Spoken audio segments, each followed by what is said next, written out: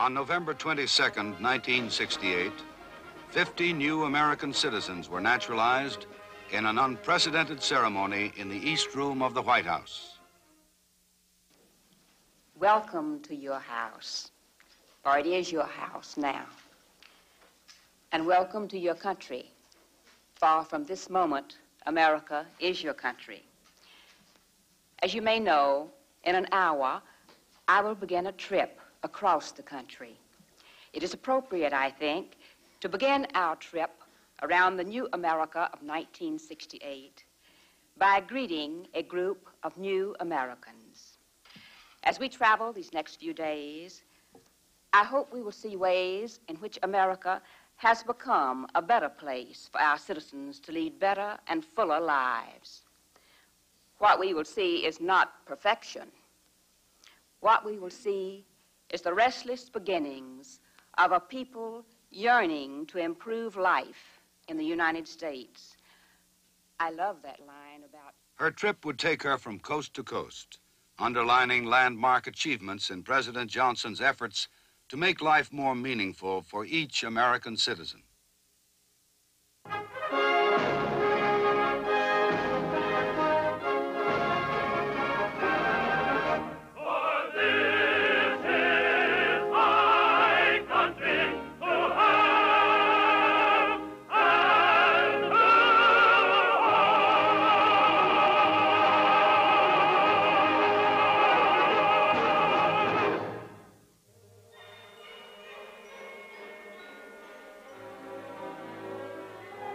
Accompanying Mrs. Johnson on the first leg of her trip were 12 members of the National Council on the Arts, a star-studded group whose talents encompassed all forms of creative expression, from sculpture to jazz.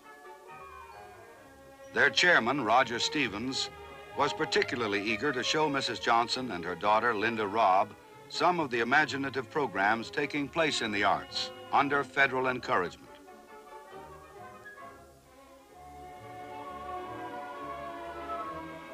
Mrs. Johnson personally greeted each of the 50 journalists who traveled with her on this, her farewell tour of the country as First Lady.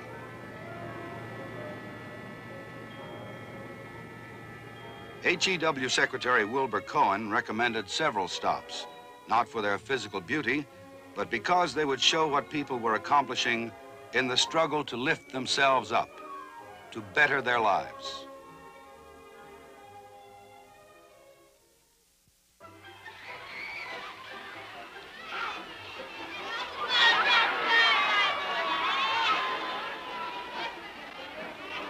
The warm welcome by New Orleans Mayor and Mrs. Victor Shiro was only a preamble to the reception she received from hundreds of school children who packed the airport.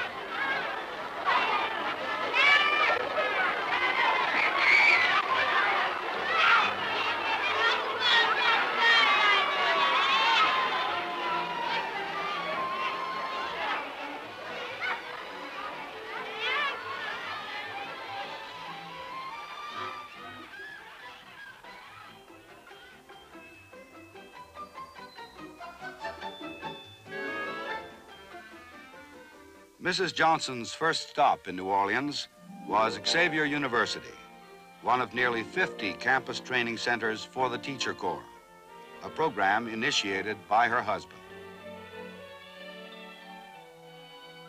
In centers such as Xavier, select teams of college graduates undergo special training and practical experience to equip them to teach the disadvantaged children of the nation's poor.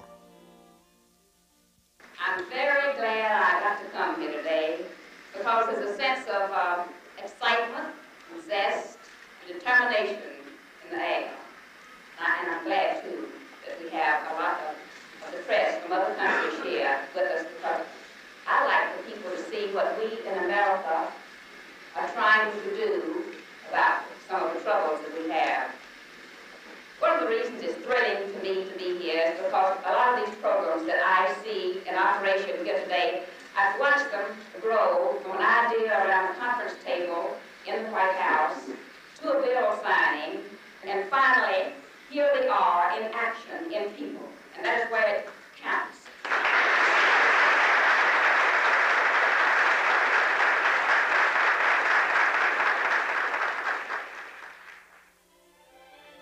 Xavier is only 4 blocks from another school, but those 4 blocks span a great distance in terms of opportunity. This is Gerttown, one of the most depressed areas in New Orleans. Most of its children are products of Gert towns throughout the South, coming from homes having no books, having parents often illiterate, creating a generation hard to reach. The Daneel Elementary School provides a beacon for the community. Sister Mary Loyola of Xavier showed Mrs. Johnson the teacher corps at work, applying their newly learned techniques with classes comprising the most difficult students in the school. Since 1966, Sister Loyola has been training graduate teachers at Xavier to work with the disadvantaged. Sister Loyola has proved the worth of the Teachers Corps many times over in terms of young minds enlightened, young lives salvaged. The schoolyard takes on special significance in Gerttown. Here is one place to play where there's no broken glass, no trash-strewn alleys. Small wonder the children of Gerttown arrive for class an hour or so before the bell rings.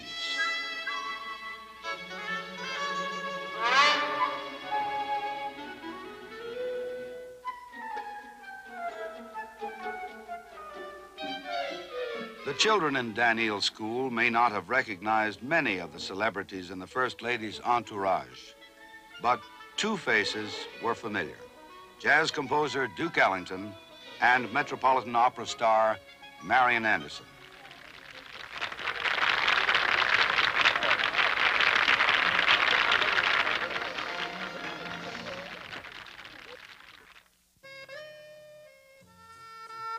The charm of New Orleans is best expressed by its famous French Quarter, and its restoration best expresses one of Mrs. Johnson's most energetic campaigns during her years as First Lady, the preservation of the nation's heritage. Her walking tour with Sam Wilson, architect in charge of restoration, gave her a welcome opportunity to applaud an exciting example of what one city was doing to recapture its past.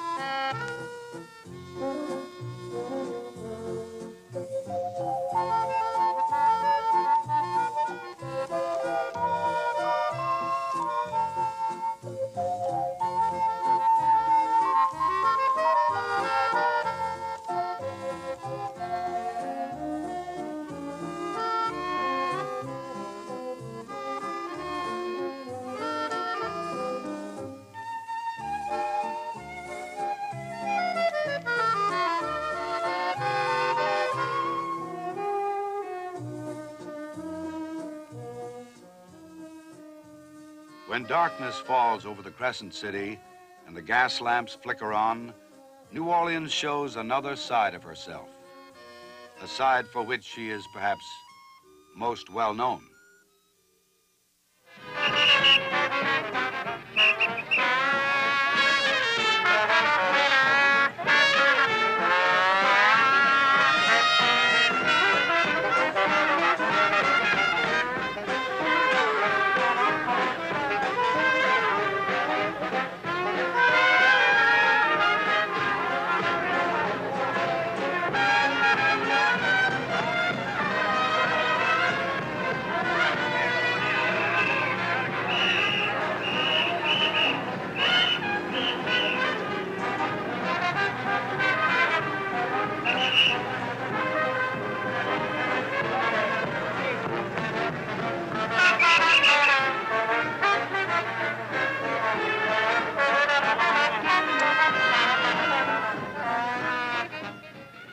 Mrs. Johnson ended the first day of her trip by turning the national spotlight on the arts. Popular screen actor Charlton Heston was on hand to help Mrs. Johnson open the season of the New Orleans Repetory Theater. It had all the color and magic of a Broadway premiere, but one aspect was different. One of the angels sponsoring the Repetory Theater was Uncle Sam. The theater, with its special ability to communicate between audience and actor, is an experience seldom realized by many young people, particularly those whose families cannot afford to attend.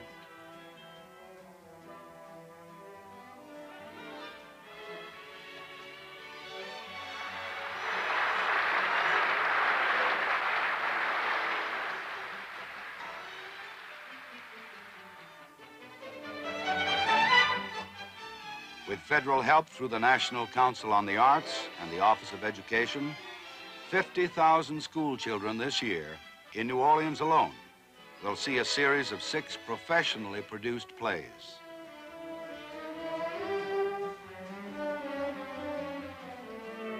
As she congratulated the cast, Mrs. Johnson looked forward to her next stop the following morning, a visit prompted by her husband's 11 years of leadership in space.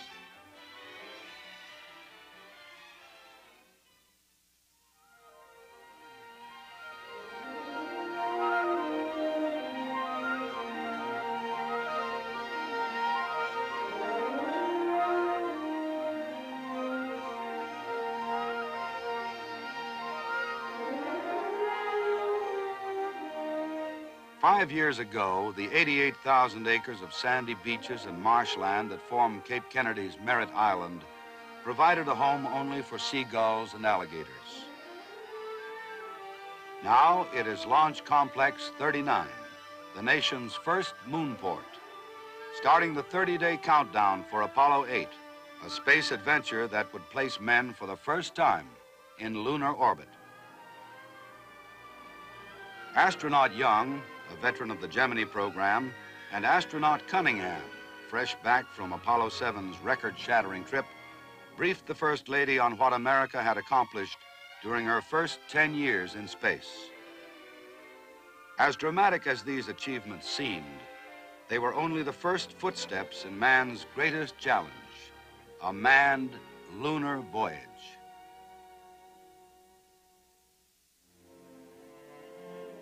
Mrs. Johnson became the first wife of a chief of state to experience a moon landing, or at least a simulated one. The people in the balcony will be watching a TV display similar to the one you see on a monitor we have outside as we go down. Okay, give me a short count. 3, 2, 1. You're running. And it's approaching. We're quite visibly getting lower. There are 4 targets out there. We'll land on the center one. You're at 200 feet now. Okay, make sure you've got the surface switch. It's on surface. Okay. You're 170 feet. 150 feet. We got 0 forward and lateral velocity, and it should touch down very shortly. We'll see a lunar contact light over here just about the time it hits. Okay, we got a lunar contact. I push the stop button so the big engine stops burning. After her simulated landing on the moon's surface, Rocco Petrone, the director of launch operations at Kennedy Space Center, briefed Mrs. Johnson and Linda on the mammoth effort it takes to put men in orbit. 3.5 miles beyond the Apollo 8 space vehicle stands the world's largest building, greater in volume than the Empire State Building and only 30 feet shorter than the Washington Monument. Here, the giant Saturn V rockets are fully assembled with their spacecrafts and rolled out to the pad. Inside, Mrs. Johnson saw the very room where the December 21st launch of Apollo 8 would be controlled. The complex job is broken down to individual tasks. So we have a man sitting here on a console who must read maybe 20 different measurements or 20 different values. He's looking, for example, is the battery voltage properly, or is the battery getting weak? Yes, someone else is looking, is the temperature too high or too low? There's so many impressions crowding through my mind, and this only began to get through to me as I walked and walked and walked through this giant place, is to see how much teamwork is just revved up to the ultimate incredible degree. everybody who checks a meter or turns a screw has this whole thing in his hand, the lives of the astronauts, not to mention the millions of dollars that have gone into it, and the pride of our country traveling on his work. We have just seen nearby on Launch Pad A the Saturn V, which stands ready to send 3 Americans into lunar orbit next month. And soon 2 Apollo astronauts will land on the moon while one circles in orbit waiting for their return. It's sort of like he was a moon of the moon. Reaching for the moon used to be a metaphor for the impossible. Now it is within the realm of reality, of what the human race can do when it sets its sights high.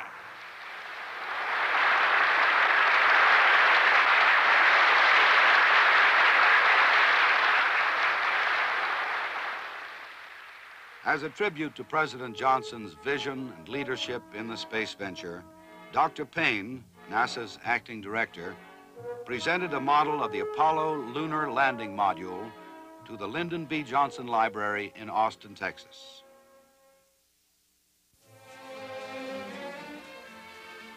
Early in the morning of the 3rd day, Mrs. Johnson departed for her next stop, Denver, Colorado.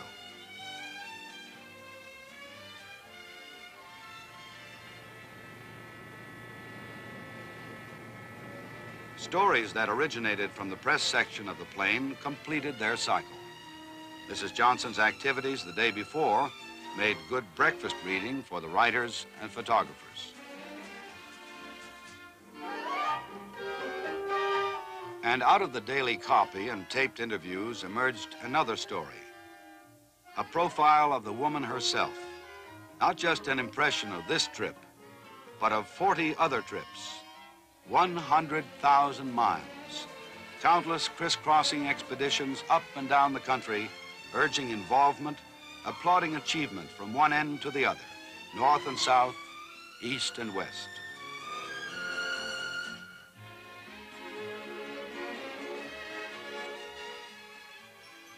Editorials describe this farewell journey in terms of the First Lady's total impact on the American scene.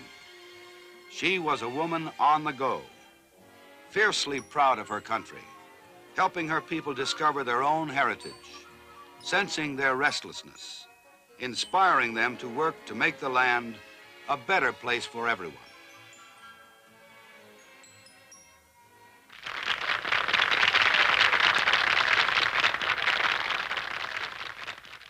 It's mighty good to be here because I think it's an occasion for hope and for congratulations. I've just seen the most fascinating film about Denver's neighborhood health centers, and now I'm looking forward to seeing the West Side Center itself. I've been doing a video. Denver, with its large Mexican-American population living behind language and cultural barriers, has a medical service problem similar to many other large cities. Even though the needy receive much of their medical care free, hospitals to them are formidable places far away. Neighborhood health centers, the nation's first comprehensive health service program, places help directly in the area where the need is the greatest. These centers are only one example of how millions of people across the country are benefiting through new programs in health.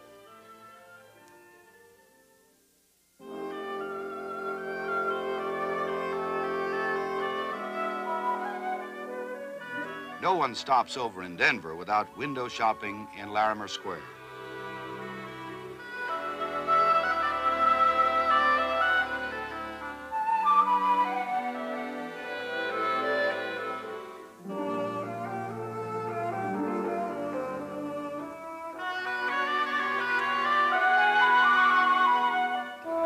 Larimer Square stands as a lively and imaginative example of what citizens can do to make their city a better place to live, to work, and to have fun.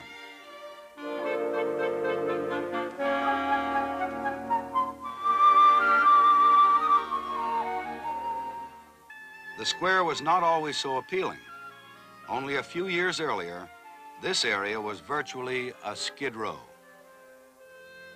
The zest and excitement of Denver's boomtown days had given way to the drabness of lackluster urban growth. Then something happened. Townspeople took a good long look at the once colorful and historic Larimer Street. With vision, effort, and private financing, they recaptured the charm of the bygone era, faithful even to the architectural appointments that had graced Denver buildings nearly a century ago. To this, they added a dash of something new, something saucy, and somehow it all worked.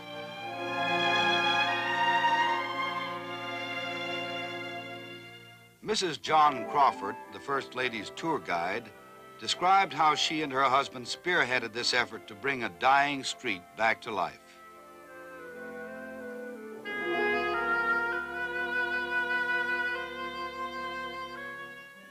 In a larger sense, the square takes on national significance for the quality of its planning, its respect for history, and its citizen participation could take place in any city.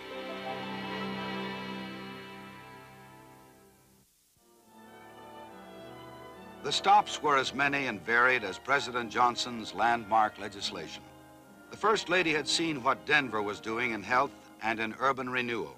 Now she turned her attention to conservation and a new national park, marking the culmination of her husband's efforts to save a great natural treasure, the legendary Redwoods of California.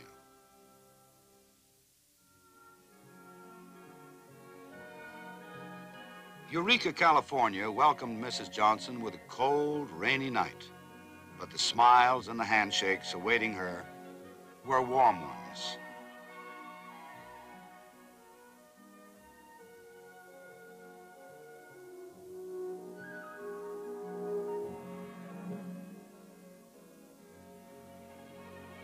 No sight causes more anguish in the heart of a conservationist than the smoke plumes rising from teepee cookers in Humboldt County. The cooker fires consume tons of waste sawdust from the redwood sawmills. Each smoke plume signals the death knell of another giant sequoia.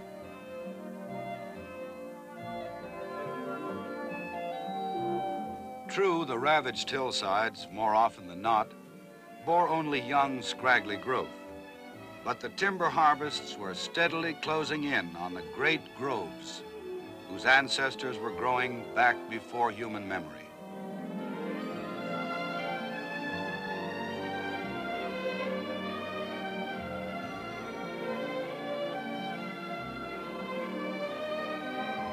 Here, man is the intruder.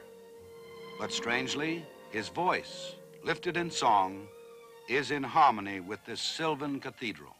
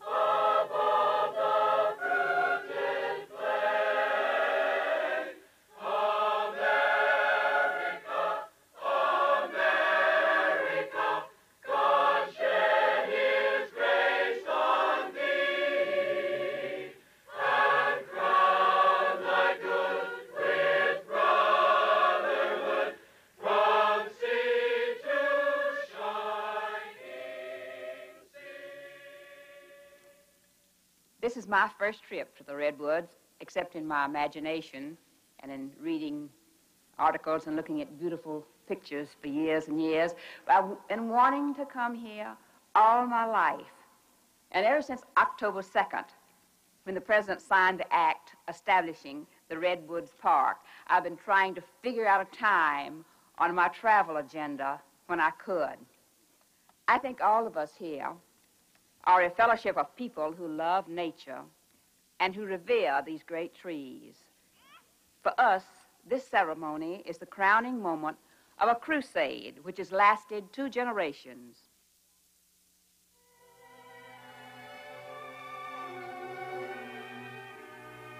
Mrs. Johnson shifted to some comfortable hiking togs and set out to explore some of the great stands of timber now protected by the new national park.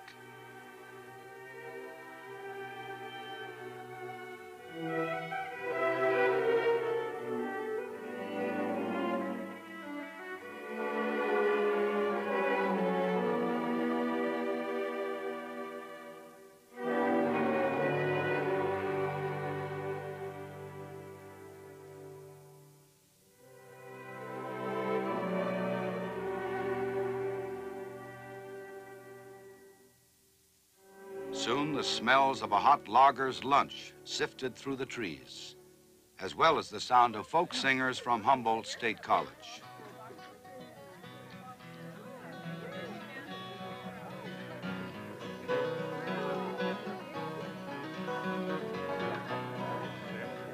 Well, step up, buddies, and listen to my song. Sing it to you right, but you might sing it wrong. A song about a man they call Otto Wood. I can't tell you all, but I wish I could. Stepped in a pawn shop a rainy day, and then he had a quarrel with the clerk, they say. Well, he pulled out his pistol and struck a fatal blow, says this is the way the story goes. Otto, why didn't you run? Otto, now you're dead and gone. Otto, why didn't you run when the sheriff pulled out that 44 gun?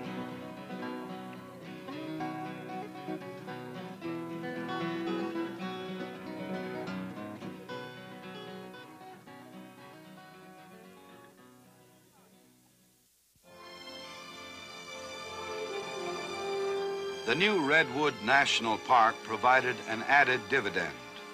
33 miles of unbroken Pacific shoreline, still in its unspoiled natural state, set aside and preserved for public enjoyment.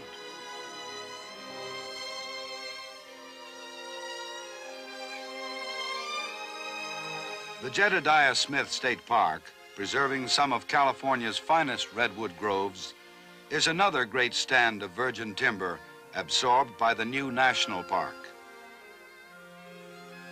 Dr. Ralph Cheney, president of the Save the Redwoods League and noted conservationist, gave Mrs. Johnson a short course in botany as they hiked the famous Nickerson Ranch Trail.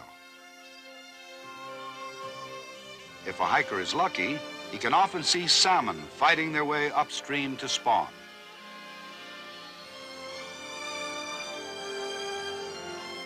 Light was fading fast as Mrs. Johnson's day in the Redwoods ended on the Jedediah Smith River.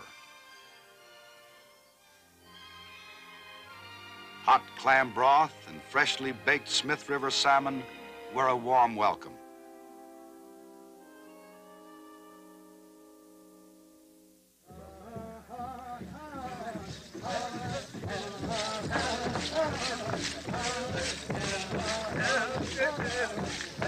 The Tazawa Yurok Indians are a coastal tribe native to Del Norte County.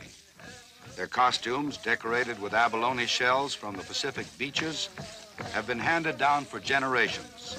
Some are 300 years old.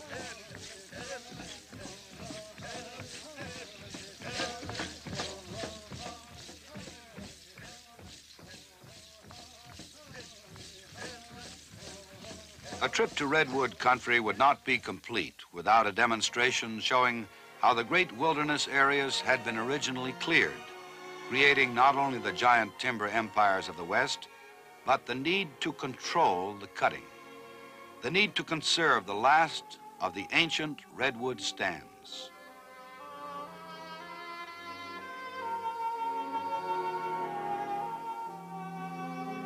Twilight was upon her as Mrs. Johnson's fourth and final day came to an end.